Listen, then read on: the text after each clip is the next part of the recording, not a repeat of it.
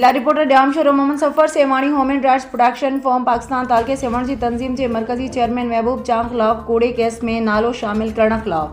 सेवण जी team golden gate खां धमाल चौक ताईं सदर HRPFP तालका सेवण के सदर गुलाम शबीर सेवाणी की अगवानी में एहतजाजी मुजाहिरो किया वियो। उन मौके ते home and rights production form Pakistan के तालका सेवण की टीम गोल्डन खां धमाल चौक ताईं एहतजाजी रैली कढी जंहिंमें home and rights production form Pakistan तालका सेवण के सदर गुलाम शबीर सेवाणी मीडिया से ॻाल्हाईंदे चयो त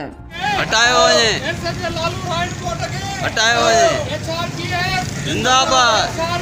जिंदाबाद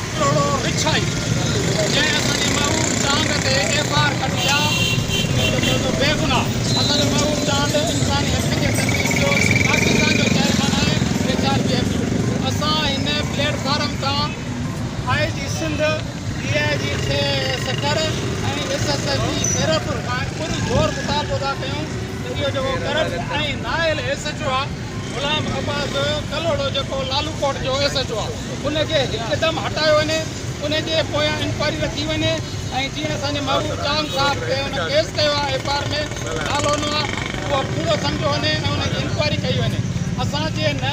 असांजे क़ाइदा जे FR ख़तमु न थी वई त असां इहो दाइरो सॼी सिंध में एहतजाज जो दाइरो वधाईंदासीं। पुर अमन नाल SHO लालू कोट खे हटायो।